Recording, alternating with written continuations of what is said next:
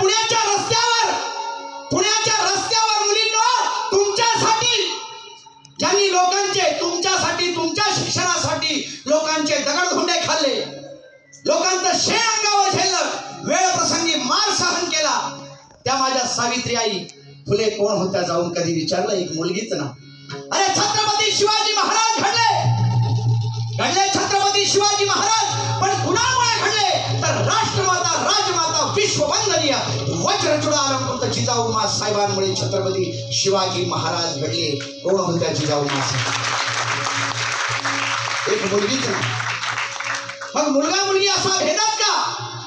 आणि ती लेकाच्या पराईस लेक कशानं झाली उणी? आणि ती लेकाच्या पराईस लेक कशानं झाली उणी?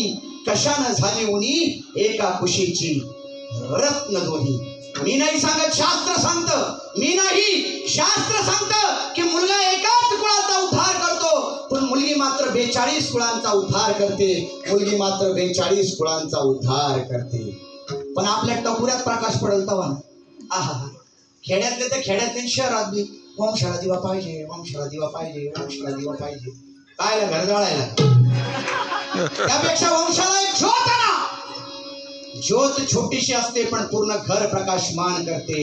ज्योत छोटीशी असते पण पूर्ण घर प्रकाशमान करते. आणि याच माझ्या लेकीचं, याच माझ्या भक्तिरूपी मुलीचं महत्व ओळखून राष्ट्रसंत जगद्गुरु तुकाराम महाराजांनी त्यांच्या भरुडातून या भक्तिरूपी मुलीला कसं स्थान दिले बघा. त्यांनी या भक्तिरूपी मुलीला चोळी बांगडी केली, तिचं माहेरवाशीन पण केलंय, तिला न्हाऊ मापू घातलंय, तिचे लाड कोड पुरवले. आणि राष्ट्रसंत जगद्गुरु तुकाराम महाराज या माझ्या लेकीविषयी काय म्हणतायत जरा नीट ऐका. हो भक्तीला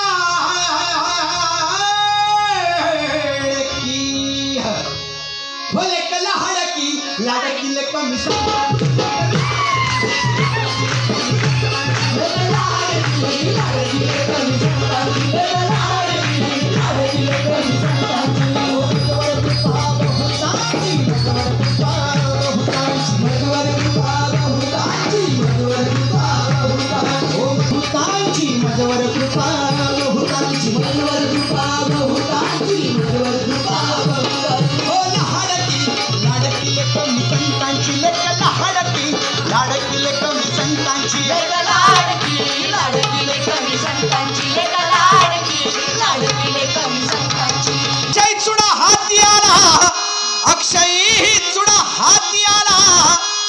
आणि अंकन मोती नाकाला.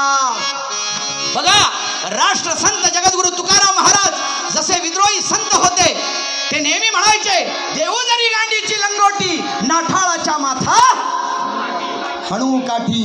पण तसेच ते संस्कृतीची कास धरणारे, संस्कृतीचं जतन संवर्धन करणारे देखील संत होते.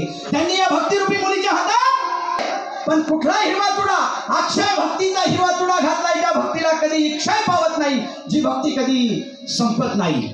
नाकात मोती देखील घातलाय, तो देखील अंकण मोती, अक्षय भक्तीचा मोती, ज्या भक्तीला कधी क्षय पावत नाही, जी भक्ती कधी संपत नाही. माईक द्या तो. आता पूर्वीच्या काळी माझ्या माय मावल्या कशा पारंपरिक साज शृंगार करायच्या, जरा खाली येऊनच विचारतो ना. पूर्वीच्या काळी बरं का, पूर्वीच्या माय मावल्यांच्या. आताच्या माय मावल्याची विचारायची का मी हिंमत करतो बाबा. पूर्वीच्या माय मावल्या बरं का, आताच्या माय मावल्याचा अवघड आहे. नऊवारी गेली, गाऊनवर गंमत आली. नाही, कठीण. तुम्हाला काय वाटलं? आधी तुमची बाजू घेतली, मुलांना जोडलं.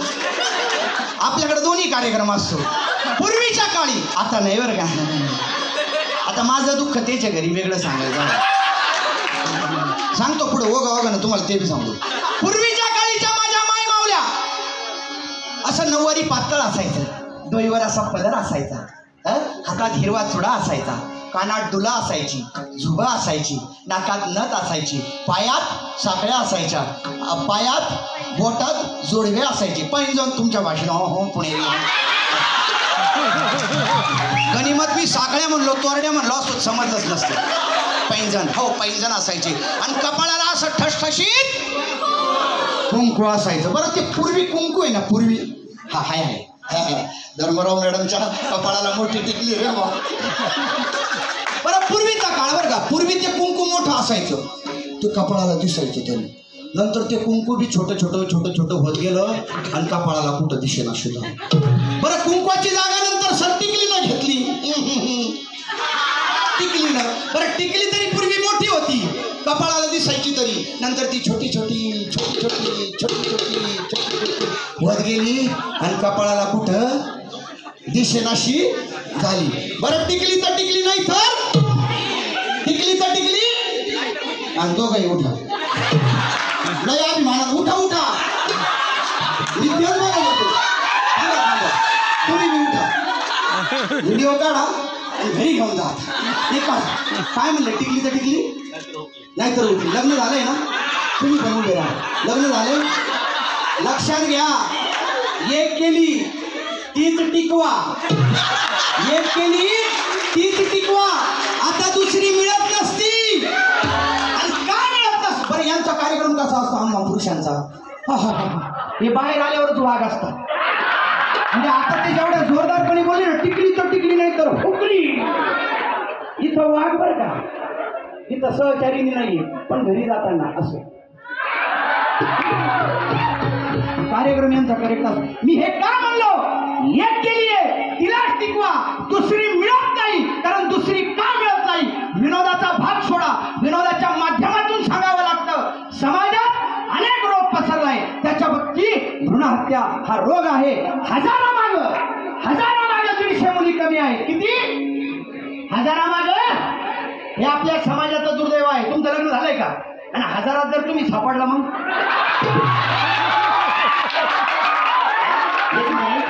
तुम्ही एवढं जोरदारपणे म्हणले. नाव काय तुमचं? ओंकारजी म्हणलं. कुठून दुर्गतीच होते याच्या कार्यक्रमाला. आता त्या 150 मध्ये जर तुम्ही सापडले तर थांबा अण्णा, तुमचं झालं म्हणून काही मजा नसते. तुम्हाला 100-200 पाहिलं त्यावेळेस कुठं नाही एकीनं पसंत नाही. तुमचं सगळं माहिती मला. कसं खांडगे सरांनीच तुमच्यासाठी पोरगी पाहिली होती, मिळत नव्हती. कसं करावं? विनोदाचा भाग सोडा. 150 जर तुम्ही सापडला आता तर मी समाजाचं दुर्दैव सांगतोय. गर्भात आपण मुली मारायला निघालो. ज्या तिने या विश्वाची निर्मिती केली तिलाच आपण गर्भात मारायला निघालो. 150 जर तुम्ही सापडला ना, हातात कमंडलू घ्यायचं, भगवे वस्त्र घालायचे, नाही मला जायचं. लक्षात घ्या. जमाना फार वाईट आला, काळ बदलला.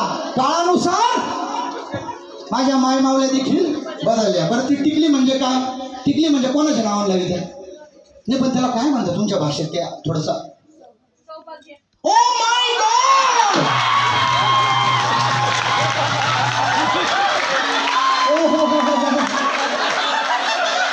मोठे अलंकारिक भाषा. सौभाग्याचं लिहिणं हो. पैजण माझ्या ताईच म्हटल्या सौभाग्याचं लिहिणं. सौभाग्याचं लिहिणं घरी भांडे घासते, धुणं धुते, हाताला घट्टे पडले, माझा तोत्कार भारे. सकाळचे भांडे घासून आलो, आता पहाटे जाईल, सगळे भांडे साचवलेले धुवून घे. मग तू कलावंता शिल्पाय घरचा मोठा. हे आपली परिस्थिती का झाली माहिती पुरुषांनो? आपण तिला गर्भात मारायला निघालो म्हणून तिनं आपली जागा दाखवली. आपण तिला गर्भात मारायला निघालो म्हणून तिनं आपल्याला आपली जागा दाखवली. आणि थोडक्यात निरोप